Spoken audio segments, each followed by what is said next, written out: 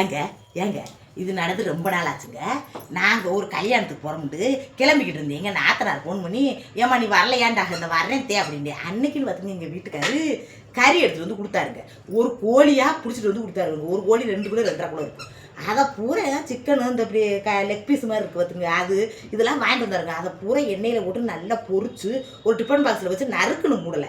ஏன்ட்டு எனக்கு சூடாக இருந்துச்சு, நறுக்குன்னு மூடணும்னா வேர்த்து தண்ணி அதுக்குள்ளே வடிஞ்சு போயிருமே அப்படின்ட்டு லேசாக மூடி வச்சுக்கிட்டு போயிட்டேங்க. போயிட்டு வந்து பார்க்குறேன், ஒரு 3/4 கிலோ 1/2 கிலோ கறியாக வறுத்து வச்சுட்டு போயிருந்தேங்க.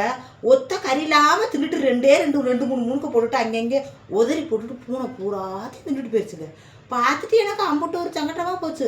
பிள்ளைகளுக்காக பொறிச்சு வச்சு ஒரு துண்டை எடுத்து வாயில் ஓட வெடிச்சிருக்கி நல்லா இருக்காண்டு பார்க்க அது கூட போடலைங்க. என் நாத்தனா கல்யாணத்துக்கு வேகமாக கிளம்பி வேண்டும் அவசர அவசரமாக வறுத்து வச்சுப்புட்டு குடிச்சிட்டு ஓடுனேங்க. ஒரு பொட்டு எடுத்து வாயில் வைக்கங்க, ஒரு பொட்டு எடுத்து என் பிள்ளையை திங்கலுங்க. பள்ளிக்கூடம் விட்டு வந்து தானே சாப்பிடுங்க. போனதுக்கப்புறம் தான் எடுத்து கொடுத்தாரு பிள்ளையை விட்டு பள்ளிக்கூடம் போனதுக்கப்புறம். அதனால அப்புறம் வந்து சாப்பிடுங்கன்னு நினச்சது பூராத்தையும் பூனை விட்டு போயிடுச்சு. பைய பூனை இப்படி பண்ணுமா. அப்புறம் எங்கள் வீட்டுக்கார்ட்ட சொன்னேன், எங்கள் பூனை வர்றதுக்கு தோதா இருக்கந்தானே இப்படி தின்னுட்டு போயிடுச்சு, நீங்கள் பாதுகாப்பு பண்ணுன்னு அப்படி தின்னுட்டு போயிருக்குமான்ட்டு. அதுக்கப்புறம் எங்கள் வீட்டுக்கார் ஒரு வழியாக வாங்க காட்டுறேன் கம்பி இங்கே பார்த்தீங்களா இப்படி கம்பி அடிச்சுட்டாரு. இன்னும் பூனை வராதுல அழுதுட்டு எங்கள் இது இந்த பத்தியலா இது கதவு போட்டாச்சு இன்னும் வந்து போட வர முடியாது. பூனை எப்படி ரெடி பண்ணிட்டாரு பத்தியில எங்கள் வீட்டுக்காரே ரெடி பண்ணதுங்க.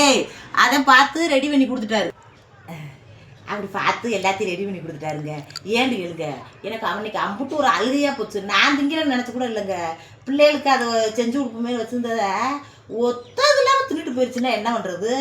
இத்தனைக்கு நாங்கள் வளர்க்குறவங்க பூனை எங்கிட்ட காட்டுக்களை கடந்து வர்றது பூனை. பக்கத்து வீட்டுக்காரர்களும் இல்லைன்றாங்க. காட்டுக்குள்ள கடந்து வந்து தின்னுட்டு போயிடுதுங்க. பிள்ளைக்கு பாலை காய்ச்சி வச்சுட்டு தூங்கணும்னு வச்சுக்கோங்களேன், நைட்டில் எழுந்திரிச்சு நண்டு எதிர்த்து பால் டீன்னு கேட்கும். 1 மணி 2 மணிக்கெலாம் கேட்கும். போய் பாத்திரம் போனோம்னா ஒத்த பால் இருக்காது பார்த்துக்கோங்க. அதுக்காக ஒரு பாக்கெட்டு எக்ஸ்ட்ரா வாங்கி போட்டுகிட்டே படுக்கிறது. தினமும் குடிச்சிட்டு போயிடுது. அது என்ன பண்ண முடியும், அதுவும் ஒரு பிராணி. அதை அடிச்சு இது பண்ண முடியாது. எதையாவது வச்சு கொண்டோம்னா அந்த பாவை வந்து நம்மளை சேரும். அதனால என்ன பண்ணுறது, நம்ம தான் பாதுகாப்பாக இருந்துக்கிறோம்ட்டு எங்கள் வீட்டுக்கார்ட்டு நான் அழுதுட்டேன். அந்த கறியை தின்னன்னைக்கு அழுதுட்டேன் உண்மையிலேயே. அதோட இதை பூரா அடிச்சு விட்டாரு. ஆமாம், அப்படி ஒரு நடக்க வந்து அடிச்சு விட்டாரு. அது ஒரு கமெண்ட் பாக்ஸில் வந்து சொல்லியிருப்பிய, எப்படியோ கம்பி அடித்த வரைக்கும் அந்த பூனை வராதுன்னு சொல்லியிருந்தேன்னா பூனை தின்னுட்டு போயிருங்க. அப்படித்தான் என்ன வேணால் சொல்கிறீங்க. அப்படி ஒரு வேதனையாக போச்சு. ஆனால் அந்த கறியை திண்டனைக்கு மட்டும் எனக்கு அப்படி ஒரு அழுகையாக போச்சு. ஒத்த பொட்டு திங்கலைங்க, ஒரு பொட்டு எடுத்து திண்டு வாயில் விடுறதா மனசாரி இருக்குங்க. உப்பு பார்க்க கூட ஒன்றும் வாயில் போடலையேங்க. அப்படி தின்னுட்டு போயிடுச்சு போங்க. லைக் பண்ணுங்க.